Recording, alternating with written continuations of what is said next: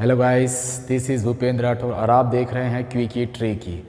आज के क्लास में हम कवर करेंगे स्ट्रेंथ ऑफ मटेरियल का very important topic bending moment and twisting moment.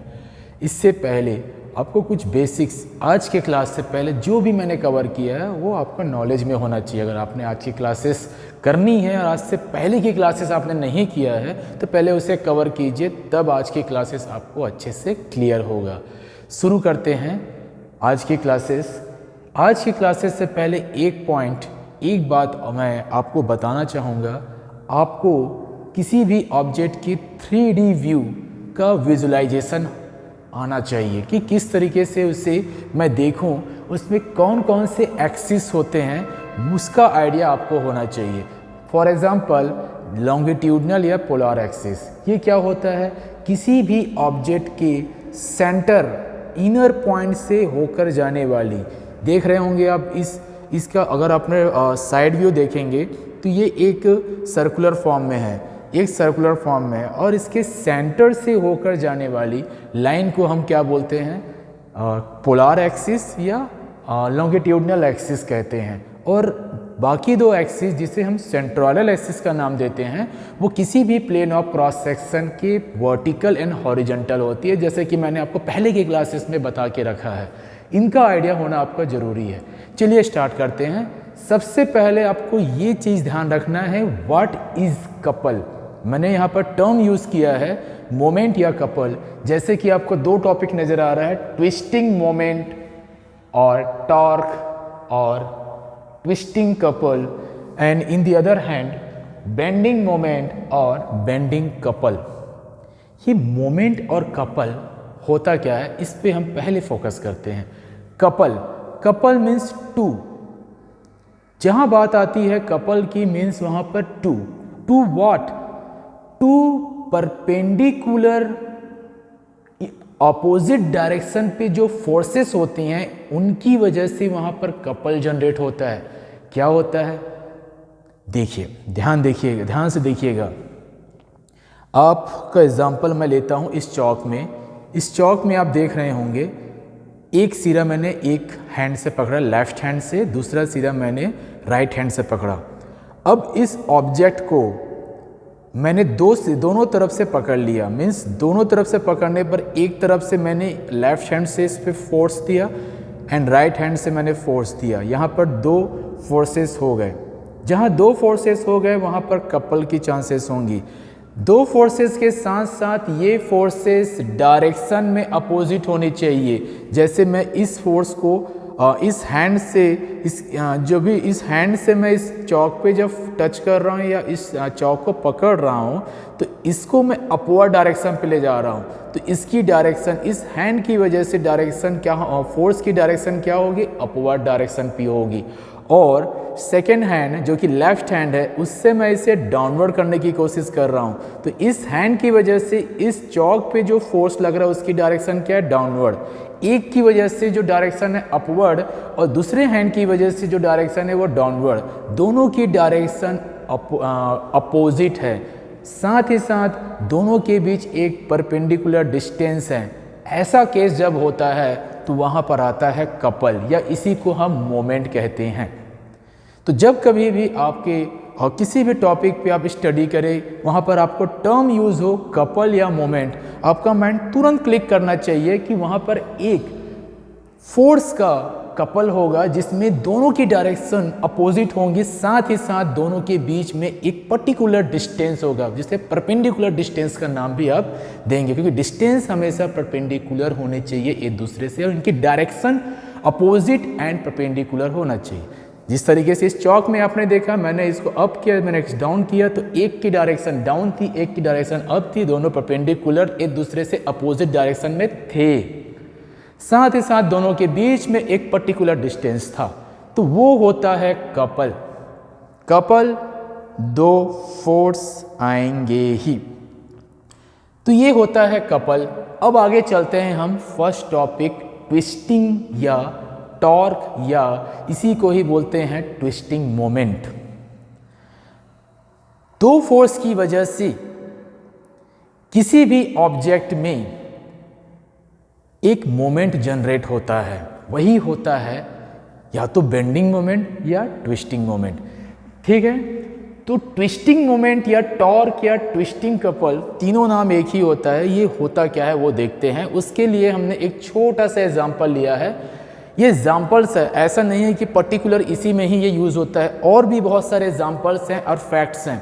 But इस आज के क्लासेस में मैंने एक एग्जाम्पल लिया जिसमें एक पोर्शन, मैंने एग्जाम्पल जो लिया है वो पेन का एग्जाम्पल लेके चला है। और ये पेन का जो एग्जाम्पल है उसमें मैंने क्या किया है कि एक पोर्शन को फिक्स कर दिया है और अदर पोर्शन को फ्रीली छोड़ दिया है। एक पोर्शन को मैंने फिक्स कर दिया है और अदर पोर्शन को मैंने फ्रीली छोड़ दिया है। उसका एग्जाम्पल लेकर हम ट्विस्टिंग मोमेंट को समझने की कोशिश करेंगे। आप देख रहे होंगे कुछ इस तरीके से, ध्यान से देखिएगा। ये मैंने एक एग्जाम्पल लिया है जिसमें आपका एक पेन है। इस पेन का मैंने एग्जाम्पल लिया है जिसका एक सिरा या एक एंड फिक्स है और दूसरा एंड जो है वो फ्री है। और इस फ्री एंड में कुछ इस तरीके से है, आपका जो फोर्स नज़र आ रहा है एक इनर की तरफ एक आउटर की तरफ, उस पर फोकस कीजिएगा। एक इनर की तरफ, अंदर की तरफ इस तरीके से एक फोर्स लग रहा है और एक आउटर की तरफ नीचे से बाहर की तरफ निकलते हुए एक फोर्स लग रहा है। तो यही फोर्स है, एक पी बाहर की तरफ लग रहा है, एक फोर्स अंदर की तरफ लग रहा है। इसको ध्यान से देखिए, कुछ इस तरीके से पोर्शन पे है। एक फोर्स बाहर की तरफ, मैं दिखा रहा हूँ, मेरे हैंड पे ध्यान दीजिएगा, ये फोर्स लगा हुआ है, ये बाहर की तरफ जा रहा है। ठीक है, दूसरा फोर्स अंदर से अंदर की तरफ जा रहा है। चलिए देखते हैं, दूसरा फोर्स दिखाने के लिए मैं यहाँ से दिखाता हूँ। ये दूसरा फोर्स है, ये अंदर की तरफ जा रहा है, कुछ इस तरीके से जा रही है। तो मैंने दोनों फोर्स को डायग्राम से दिखाया है। मैंने आपको 3D व्यू में भी समझाया कि किस तरीके से दोनों फोर्सेस आपस में अपोजिट डायरेक्शन में है और कुछ डिस्टेंस में है। कैसे मालूम चलेगा? एक फोर्स का डायरेक्शन मान, एक फोर्स ये ऊपर वाली है और दूसरी फोर्स एक नीचे है, कुछ इस तरीके से लग रहा है। दोनों के बीच समथिंग ये डिस्टेंस है, ये वाले डिस्टेंस है, ये डिस्टेंस नज़र आ रही है। यही डिस्टेंस यहाँ पर डी दिख रहा है। यही डिस्टेंस क्या है? डी से हमने इसको डिनोट किया है। तो ये एक एग्जाम्पल है। आप मुझे बता सकते हैं सबसे पहले कि ये P जो कि एक फोर्स या इसी को हम लोड भी बोल सकते हैं, कौन से टाइप का लोड होगा? नॉर्मल होगा या शियर होगा? कमेंट बॉक्स पे ज़रूर कमेंट कीजिएगा। हालांकि मैं बता देता हूँ अभी, ये एक शियर लोड है। कैसे शियर लोड है? ध्यान दीजिए, मैंने शियर लोड के केस में क्या बताया था कि shear load always plane of cross section के क्या होता है? पैरेलल होता है। प्लेन ऑफ क्रॉस सेक्शन के क्या होता है?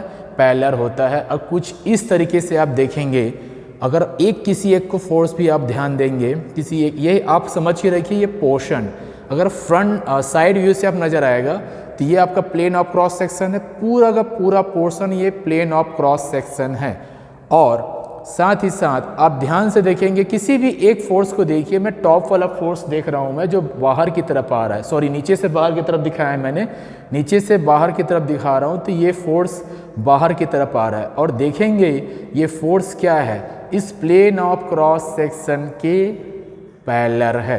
तो ये एक शियर फोर्स है, नो डाउट। दूसरी बात, आप देख रहे होंगे आपका जो ये पोलार एक्सिस है, जो कि इस पेन के सेंटर से होके जा रही है, पोलार एक्सिस या इसी को बोला जाता है लॉन्गिट्यूडनल एक्सिस।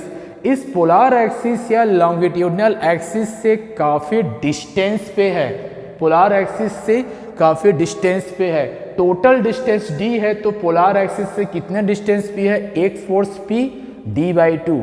जब कहीं पर भी पोलार एक्सिस या लॉन्गिट्यूडनल एक्सिस से कुछ डिस्टेंस आ जाता है तो ये कौन सा टाइप का लोड हो जाता है? शियर लोड तो पहला है ही, लेकिन शियर लोड के अंदर सब क्लासीफाई मैंने कौन सा कराया था? जब कहाँ पर भी, जब कहीं भी एक एसेंट्रिसिटी या डिस्टेंस आ जाती है तो कौन सा टाइप का हो जाता है? वो हो जाता है एसेंट्रिक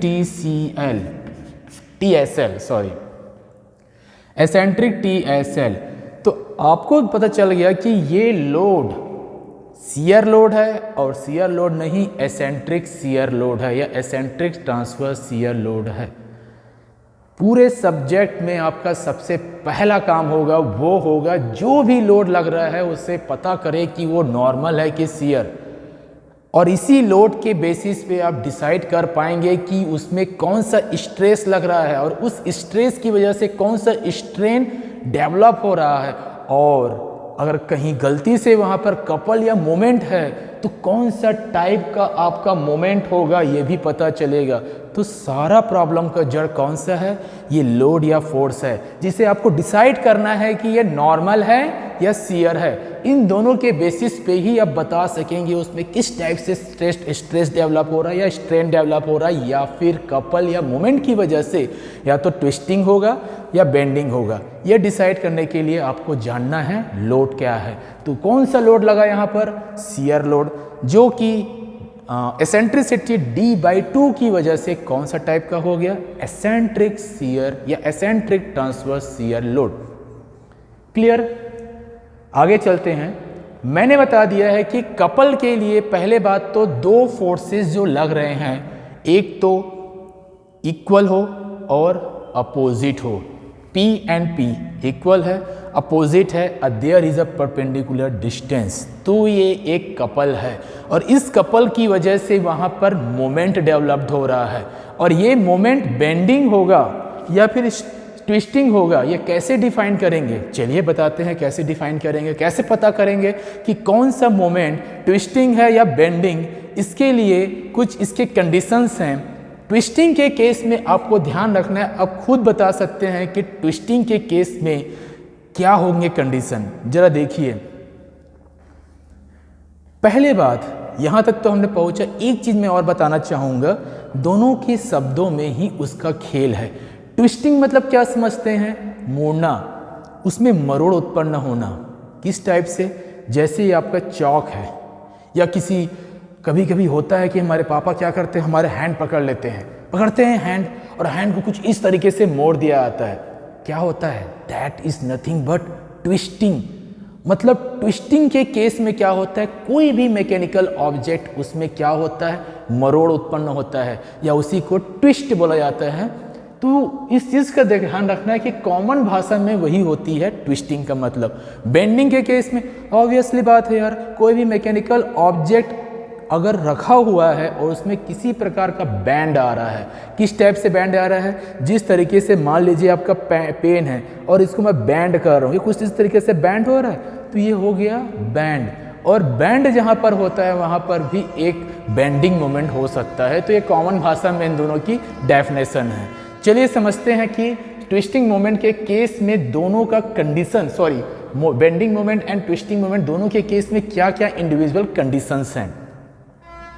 ट्विस्टिंग मोमेंट के केस में आपको ध्यान रखना है कि इस ट्विस्टिंग मोमेंट या टॉर्क के केस में ये मोमेंट हमेशा प्लेन ऑफ क्रॉस सेक्शन की क्या होती है, पैरेलल होती है। तो हमेशा याद रखिए कि फर्स्ट कंडीशन ये है कि ये ट्विस्टिंग मोमेंट आपको तब नजर आएगा, और कैसे नजर आएगा, अगर कोई भी मोमेंट, आपको कोई भी मोमेंट नजर आता है कि वो प्लेन ऑफ क्रॉस सेक्शन, मान लीजिए ये प्लेन ऑफ क्रॉस सेक्शन है, ये आपको दिख रहा है प्लेन ऑफ क्रॉस सेक्शन, इसे प्लेन ऑफ क्रॉस सेक्शन मान के चलिए। इस प्लेन ऑफ क्रॉस सेक्शन के पैरेलल अगर आपको कोई भी मोमेंट नजर आया तो वो बेंडिंग मोमेंट नहीं होगा, वो कौन सा मोमेंट होगा, ट्विस्टिंग मोमेंट होगा। First condition. दूसरी बात, आपको ये प्लेन ऑफ क्रॉस सेक्शन के पैरेलल दिख रहा है, मान लीजिए यही आपका ट्विस्टिंग मोमेंट है, तो आप ध्यान दीजिए ये ट्विस्टिंग मोमेंट और आपका लॉन्गिट्यूडनल एक्सिस ये दिख रहा है। लॉन्गिट्यूडनल एक्सिस जो है आपका पेन ही लॉन्गिट्यूडनल एक्सिस है, और पेन जो लॉन्गिट्यूडनल एक्सिस है और जो मैं ये मूव कर रहा हूँ ये ट्विस्टिंग मोमेंट है। तो मुझे ज़रा बताइए कि लॉन्गिट्यूडनल एक्सिस और ये ट्विस्टिंग मोमेंट पैरेलल है कि परपेंडिकुलर, देख के बता दीजिए। क्या नहीं सुनाई दे रहा है, क्या है, नहीं सुनाई दे रहा है, यस परपेंडिकुलर है। क्या है, परपेंडिकुलर, ये आपको नजर आ रहा है वो परपेंडिकुलर। तो दूसरा कंडीशन ये है, अगर आपको नजर आया पहला नजर केस कि parallel to plane of cross section click करेगा तो आपके माइंड में तुरंत कि वो कौन सा कपल या मोमेंट होगा, ट्विस्टिंग मोमेंट। और दूसरा वाला जो केस है, अगर आपको नजर आ गया पहला केस से क्लियर नहीं हो पा रहा है, तो दूसरा केस आप देख लीजिए कि पोलर एक्सिस या लॉन्गिट्यूडनल एक्सिस के परपेंडिकुलर है, तब के केस में भी तुम्हारा माइंड क्लिक करना चाहिए कि वो कौन सा टाइप का कपल या मोमेंट है, ट्विस्टिंग कपल है। थर्ड, इस चीज़ का ध्यान रख लीजिए, ये कंडीशन नहीं है, ये आपको जानना है, इसे हम कंडीशन नहीं बोलेंगे, इसे हम आपको जानना है कि इसमें टर्म यूज़ होता है मोमेंट ऑफ इनर्शिया, जिसके बारे में मुझे मालूम है कि आप लोग ऑलरेडी जानते होंगे। इन केस आप नहीं जानते होंगे तो मैं उसकी अलग से क्लासेस लूँगा। तो moment of inertia twisting moment के केस में हमेशा पोलर एक्सिस या लॉन्गिट्यूडनल एक्सिस के अबाउट होता है। तो ट्विस्टिंग मोमेंट के केस में इस चीज़ को ध्यान रखिए, इन तीनों कंडीशन को ध्यान रखिए। अगर ये तीन कंडीशन, सॉरी ये दो कंडीशन आप ध्यान रखिए, इन दोनों में से कोई भी नज़र आता है तो आप समझ जाइए कि आपका जो मोमेंट या कपल है वो कौन सा टाइप का है, ट्विस्टिंग टाइप का है। और थर्ड कंडीशन तो मैंने बता दिया कि जो भी मोमेंट ऑफ इनर्शिया होता है वो पोलर एक्सिस या लॉन्गिट्यूडनल एक्सिस के अबाउट लिया जाता है। अब आते हैं हम आगे बेंडिंग मोमेंट के केस में, उसका भी हमने एग्जाम्पल लेके रखा हुआ है। उसका एग्जाम्पल आप ध्यान दीजिएगा, मैंने यही पेन वापस लिया है, इस पेन का एक पोर्शन को मैंने फिक्स कर दिया है और दूसरा पोर्शन को फ्रीली छोड़ दिया, जो कि आप देखेंगे कैंटिलीवर का एग्जाम्पल है। किसी भी विंडो के ऊपर आप देखते हैं छज्जा रहती है, और छज्जा एक कैंटिलीवर का बेस्ट एग्जाम्पल है।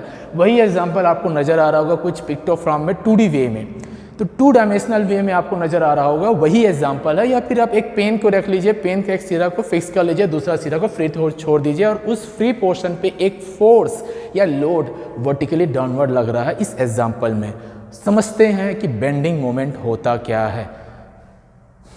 पहले बात तो, अगर इस तरीके से हमारा पेन यहाँ पर रखा हुआ है, एक सिरा फिक्स कर दिया गया है और डाउनवर्ड डायरेक्शन पे अगर फोर्स लगा, कुछ इस तरीके से फोर्स लगा, तो कुछ इस तरीके से आपका बैंड होने की कोशिश करेगा, पेन बैंड होगा, यस बैंड होगा ही। ठीक, बोलोगे सर बैंड तो हुआ, मुझे समझ में आ गया, पर सर यहाँ पर मोमेंट की बात तो नहीं है। सर मोमेंट कैसे आएगा सर एक ही तो लोड लग रहा है पी, आप तो बताए थे कपल या मोमेंट होता है तो कम से कम कितने लोड होने चाहिए, 2 लोड होने चाहिए, दोनों के डायरेक्शन अपोजिट होने चाहिए, एक डिस्टेंस होनी चाहिए, तब आप बोल सकते हैं कि वो कपल या मोमेंट है। पर यहाँ पर तो एक ही लोड नज़र आ रहा है, तो कैसे करें? अरे भैया, किसी भी मैकेनिकल एलिमेंट में लोड हमेशा बैलेंस होगा। लोड या फोर्स, आप कंफ्यूज मत होइएगा, मैं लोड बोलूं फोर्स बोलूं एक ही बात है। किसी भी मैकेनिकल एलिमेंट में जितने भी लोड लगते हैं वो कहीं ना कहीं तरीके से बैलेंस होते हैं। अनबैलेंस के केस में वो मैकेनिकल एलिमेंट यूजलेस है। अरे भैया, कोई भी मैकेनिकल एलिमेंट अनबैलेंस रहेगा, क्या आप उसको यूज़ करना चाहेंगे? आपका फ़ोन अनबैलेंस रहेगा, जब मन चाहे अपने आप वाइब्रेट हो जाएगा, जब मन चाहे अपने आप किसी को कॉल चलाएगा, तो क्या आप अपना फ़ोन यूज़ करेंगे? नहीं करेंगे। यही होता है बैलेंस और अनबैलेंस। तो हमेशा याद रखिए कि किसी भी मैकेनिकल एलिमेंट में लगने वाले सारे फोर्सेस हमेशा उसे बैलेंस करके रखते हैं, और अगर इनकेस बैलेंस करके वहाँ रखने में असमर्थ है तो वो मैकेनिकल एलिमेंट क्या होता है? यूजलेस है, फालतू है, वो फेल हो गया है। उसको समझाएंगे तो बोलिए कि यहाँ पर सर एक ही, आप बोल रहे हैं कि एक ही फोर्स नज़र आ रहा है पी, दूसरा फोर्स तो नज़र नहीं आ रहा, मुझे दूसरा भी दिख रहा है और दोनों के बीच डिस्टेंस भी दिख रहा है। बोलोगे सर आप तो लिखती हो पहले से, तो आपको दिखेगा ही दिखेगा। मैंने लिखा जरूर है पर उसको समझाया नहीं है। आप जरा ध्यान दीजिए, मैंने पहले भी बता चुका है कि कभी भी कहीं भी फिक्स पोर्शन आपको नजर आए, फिक्स सपोर्ट नजर आया, तो फिक्स सपोर्ट में क्या होता है, अगर कोई भी उस मैकेनिकल एलिमेंट में या फिर उस ऑब्जेक्ट में कोई भी फोर्स लग रहा है तो उस फोर्स को बैलेंस करने के लिए रिएक्शंस लगते हैं। देखिए, एक लोड आपने P यहाँ पर डाउनवर्ड डायरेक्शन पे एक सिरे या एक एंड में दिखाया है। इस फोर्स को बैलेंस करने के लिए आपका जो फिक्स पोर्शन है वहाँ पर इस फोर्स के अपोजिट डायरेक्शन अपवर्ड में, ये डाउनवर्ड में है तो ये अपवर्ड में क्या लगा, सेम अमाउंट में फोर्स उसको बैलेंस किया तो एक फोर्स यहाँ मिल गया जो कि आपको दिखेगा नहीं, आपने लगाया नहीं, इसकी वजह से यहाँ पर अपने आप रिएक्शन मिला और ये फोर्स आपस में मिलके जो कि अपोजिट डायरेक्शन में है और एक डिस्टेंस L कवर कर रहे हैं, आपस में मिलके क्या बनाएंगे? कपल या मोमेंट। अब ये कपल या मोमेंट बेंडिंग है या ट्विस्टिंग, ये कैसे डिसाइड करें? तो फिर वही कंडीशन है, आपको कंडीशन देखना है। पहले बात मुझे बताइए, क्या वो कपल या मोमेंट जो कि आपको देख रहा है, ये इस तरीके से दिखाया है मैंने, ये कपल कुछ इस तरीके से मैंने दिखाया है, आपका ये फोर्स है, आपका ये फोर्स है, ठीक है। इस फोर्स की वजह से फिक्स पोर्शन पे इसे बेंड होने के लिए एक मोमेंट लगेगा। मैंने बताया था भैया, जब फिक्स रिएक्शन होता है, फिक्स सपोर्ट होता है, तो वहाँ पर तीनों का तीनों फोर्सेस जो हैं, तीनों के तीनों मोशंस जो हैं वो क्या होते हैं? रिस्ट्रिक्टेड होते हैं। और 3 रिएक्शन होते हैं। हॉरिजॉन्टल वाला तो 0 है, कोई हॉरिजॉन्टल फोर्स लग नहीं रहा है। वर्टिकल P, उसकी वजह से एक फोर्स लग गया और इसे बेंड होने से बचाने के लिए एक मोमेंट लगा, वही बेंडिंग मोमेंट है। कैसे डिसाइड करोगे बेंडिंग मोमेंट है? डिसाइड कैसे करोगे? इसकी प्लेन को देखो, ये आपका प्लेन है, कुछ इस तरीके से बेंड होने से बचा रहा है। थोड़ा सा ध्यान दीजिएगा, पूरा ये पिक्टोग्राम में आपको थोड़ा सा विजुलाइजेशन के साथ ही समझ सकते हैं, ऐसे नॉर्मली समझ नहीं सकते। मान लीजिए यही प्लेन है, ये प्लेन किसका है? जहाँ पर बेंडिंग मोमेंट हो रहा है। ये प्लेन को मैंने रख दिया, कुछ इस तरीके से मैंने रख दिया। रखने के बाद और इसकी डायरेक्शन मैंने देखो एंटी क्लॉकवाइज दिखाया, ये एंटी क्लॉकवाइज है, घड़ी की दिशा के उल्टा चल रहा है कि नहीं चल रहा है? Anti clockwise. अगर ऐसा चलाऊं तो क्लॉकवाइज एंटी क्लॉकवाइज, आपको आइडिया उसकी होनी चाहिए। ये एंटी क्लॉकवाइज कुछ इस तरीके से बेंडिंग मोमेंट को दिखा रहा हूं मैं। लेकिन ध्यान दीजिए, अगर ये जो एक्सिस है, ये एक्सिस जो कि मैंने क्या बताया था? पोलर एक्सिस मैंने बताया था। पोलर एक्सिस की ये क्या है? अगर मैं इस तरीके से रखूँ या इसी को कुछ इस तरीके से रखूँ, ये पोलर एक्सिस है, ये आपका ये दिख रहा है आपका पेन, ये पोलर एक्सिस है और ये आपका बेंडिंग मोमेंट का क्या बोलते हैं, एक उसका जो लोकेशन है। तो दोनों के दोनों क्या दिख रहे हैं? आप ध्यान देंगे, पैरेलल दिख रहे हैं। तो ये क्या होना चाहिए? पैरेलल या along the plane of longitudinal axis. तो बेंडिंग मोमेंट हमेशा लॉन्गिट्यूडनल एक्सिस के पैरेलल या अलोंग होता है। पैरेलल या अलोंग मतलब क्या समझे? पैरेलल तो क्लियर हो गया, अलोंग मतलब क्या समझे? उस एक्सिस से होते हुए जाए। अगर वो इस एक्सिस को टच कर दे पूरा, तो ये पूरा क्या हो गया? Along the plane of longitudinal axis. Clear? दूसरा ये होगा कि इस पेन का क्रॉस सेक्शन क्या है? ये पोर्शन है। क्रॉस सेक्शन आपका क्या है? ये पोर्शन है। और बेंडिंग मोमेंट कुछ इस तरीके से हो रहा है। क्रॉस सेक्शन की डायरेक्शन इस तरफ है, दिख रहा है? ये क्रॉस सेक्शन है, डायरेक्शन इस तरफ है। बेंडिंग मोमेंट कुछ इस तरीके से है। आप देख रहे होंगे दोनों के दोनों क्या है, थोड़ा ध्यान दीजिए। एक डायरेक्शन उसकी इधर है और इसकी डायरेक्शन इधर है। दोनों के दोनों क्या है? परपेंडिकुलर हैं। दोनों के दोनों क्या हैं? परपेंडिकुलर हैं। तो दूसरा कंडीशन ये है कि प्लेन ऑफ क्रॉस सेक्शन के बेंडिंग मोमेंट क्या होते हैं? परपेंडिकुलर होते हैं। तो इन दोनों चीज़ों को ध्यान रखिए। अगर आपको ये दोनों कंडीशन नज़र आते हैं तो जो भी मोमेंट या कपल वहाँ पर आपको नज़र आएंगे वो क्या हो जाएंगे? बेंडिंग मोमेंट या बेंडिंग कपल नज़र आएंगे।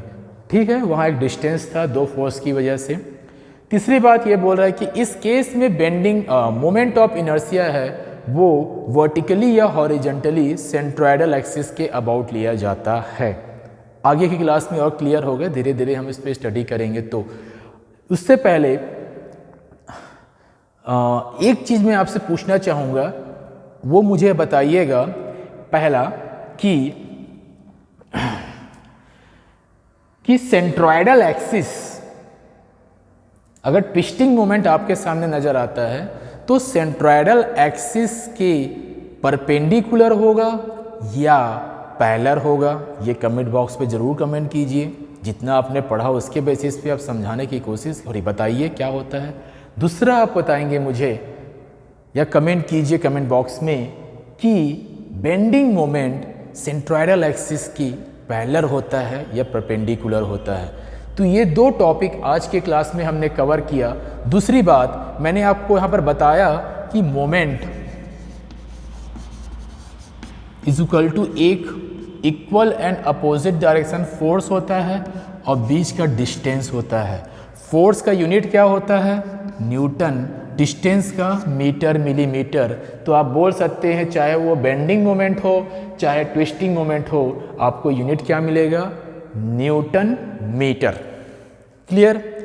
आज का क्लास इतना ही। आगे की क्लास कंटिन्यू चलती रहेगी। स्ट्रेंथ ऑफ मटेरियल के बेसिक्स अभी बचे हुए हैं कुछ, उसके बाद हम उसके मेन टॉपिक्स पे जाएंगे। तब तक के लिए मैं self Bhupendra Rathore signing off. Bye bye.